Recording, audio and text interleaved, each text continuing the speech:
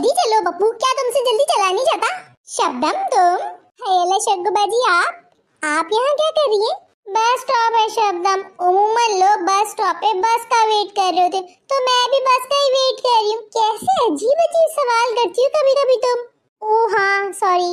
है मेरी छोड़ो, तुम अपना बताओ क्यों डांट रही थी पप्पू को, और इतनी जल्दी में क्यों हो? कहाँ लेके जा रही हो पप्पू को इतनी धूप में?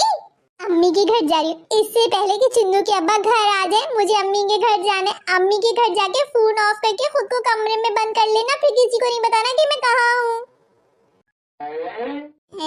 क्यों, क्या हुआ? सब खैरियत तो है? कुछ मत पूछे शग्गू बाजी, बहुत दर्दनाक हौलनाक और अजियतनाक कहानी आप नहीं सुन पाएंगी। हुआ क्या है शबनम, खुल के बताओ, सब खैरियत तो है?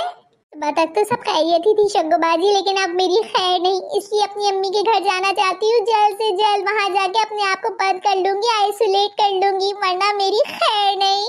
हुआ क्या है शबनम, खुल के बता दो। अब मुझे घबराहट हो रही है यार। वही हुआ जो मैं नहीं चाहती थी कि कभी हो। हस्बे मामू चिन्नू के अब्बा को ऊपर खड़ी हुई लाफिज कह रही थी कि मेरी मत मारी गई थी। मैंने कहा चिन्नू के अब्बा वो देखिए कोई बिल पड़ा हुआ है। वैसे तो चिन्नू के अब्बा मेरी चार आवाजों भी नहीं सुनते, लेकिन आज मेरी शामत आनी थी ना, इसलिए एक आवाज में सुन लिया और लपक के बिल उठा लिया। फिर क्या हुआ? फिर वही हुआ जिसका डर था। उन्होंने बिल को देखा, फिर गौर से देखा, फिर मुझे देखा, फिर मुझे देखा, फिर बिल को देखा। जल्दी में तेजी बड़बड़ाते हुए घुराते हुए चले गए ऑफिस। शुक्र है कि उसने तुम्हें कुछ कहा नहीं, खामोशी से ऑफिस चला गया। लेकिन जब उसने तुम्हें कुछ कहा नहीं तो तुम इतने छुपते छुपाते अम्मी के घर क्यों जा रही हो? कुछ कह देते तो शायद नहीं जाती, कुछ नहीं कहा इसलिए तो जा रही हूँ। ये ऐसी वैसी खामोशी नहीं थी शग्गू बाजी, ये खामोशी किसी तूफान के आने से पहले वाली खामोशी थी। आपने उनको नहीं देखा, उनके चेहरे के तासुरात बता रहे थे कि आज तो मेरी खैर नहीं। तुम्हारा डर और खौफ देख के तो साफ पता लग रहा है कि बिजली का बिल आया है। वैसे कितना है बिजली का बिल? पता नहीं, मेरे तो हत्ती नहीं चढ़ा कि मैं बताऊं कि कितना बिल आया है। वैसे चुन्नू के अब्बा के चेहरे के तासुरात देख के अंदाजा हो रहा है कि उनकी आधी या पौनी तनख्वाह तो लिखी हुई आई होगी।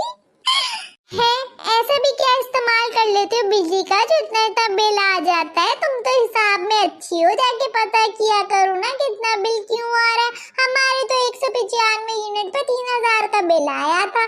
जाके पता करो कितने यूनिट पे इतना बिल क्यों आ रहा है, क्या हिसाब किताब बैठ रहा है भाई। माना कि मेरा हिसाब अच्छा है, लेकिन वो बिल मेरे हिसाब से नहीं अपने हिसाब से भेजते। उनके हिसाब से 199 यूनिट का बिल होता है 3000 रुपए और 200 यूनिट का बिल होता है 9000 रुपए।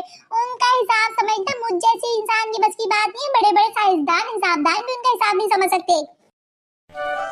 चल चल पप्पू, तेरे अब्बा की कॉल आ रही है। इससे पहले कि वो हमारे पीछे में आता खा जाए, हम तेरी नानी के घर जाके छुप जाते हैं।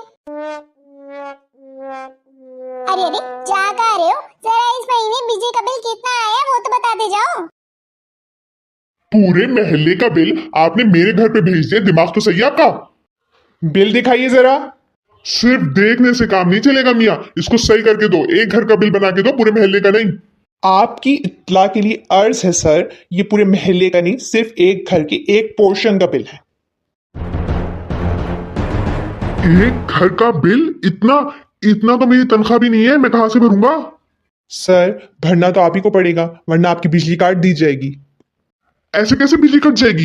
इतना बिल बना के दोगे, लोग कहां से बिल भरेंगे? और ऊपर से धमकी देते हो कि बिजली काट दी जाएगी। हमारा तो इस्तेमाल भी इतना नहीं है, एक ही कमरे में बैठे रहते हैं, ना ज्यादा पंखे चलाते हैं ना ज्यादा लाइटें जलाते हैं। एसी का तो घर में नामो निशान ही नहीं है। फिर ये बिल इतना क्यों आया, मुझे इतना बता दे भाई। सर एक्चुअल में टैक्स ज्यादा होने की वजह से आपका बिल इतना आ गया। आपका एक्चुअल अमाउंट जो है ना बिल का, वो सिर्फ 7000 रुपए। इतने कौन से टैक्स लगा दिए भाई तुम लोगों ने? 1-2 टैक्स तो हम शुरू से भरते हुए आ रहे हैं, इतना बिल तो कभी नहीं आया जो अब आने लगा है। सर टैक्स की तफसीलात कुछ यूं हैं: sales tax, meter tax, PMT tax, uniform tax, extra sales tax, government tax, तार tax, duty tax, car tax, call tax, home tax, rent tax, house appliances tax. ओ भाई, मेरे पास तो ना कार है ना घर है, किराए के घर में रहता हूँ, बसों में सफर करता हूँ, इसका टैक्स मैं क्यों दूंगा? सर इस हिसाब से घर वाला टैक्स पे तो आपका डबल टैक्स लगना चाहिए कि आपने अब तक घर क्यों नहीं बनाया। तुम लोगों से पैसे बचेंगे तो कुछ बनाऊंगा ना मैं। यहाँ मैंने 2 साल से ईद पे कपड़े नहीं बनाए, तुम घर बनाने की बात कर रहे हो मियाँ? कार तो मेरे पास है नहीं, अब इसका टैक्स मैं क्यों दूं? और ये कॉल का कौन सा टैक्स होता है भाई?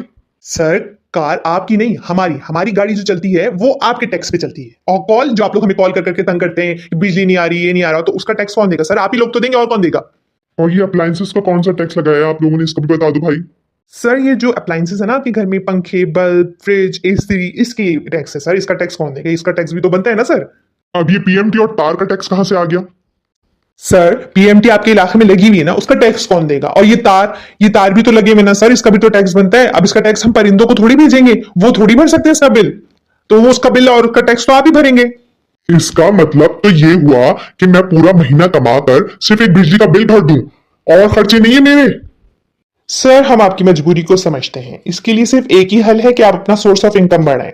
क्योंकि अभी तो सिर्फ अप्लायंसेस टैक्स लगे हैं, नेक्स्ट मंथ या नेक्स्ट ईयर हो सकता है कि हर अप्लायंसेस का अलग अलग टैक्स लगे, यानी फैन का टैक्स अलग, तो बल्ब का टैक्स अलग, फ्रिज का अलग, इस्त्री का अलग, माइक्रोवेव का अलग, और जो जो अप्लायंसेस आप घर में यूज करते हैं उन सबके टैक्सेस अलग लगे।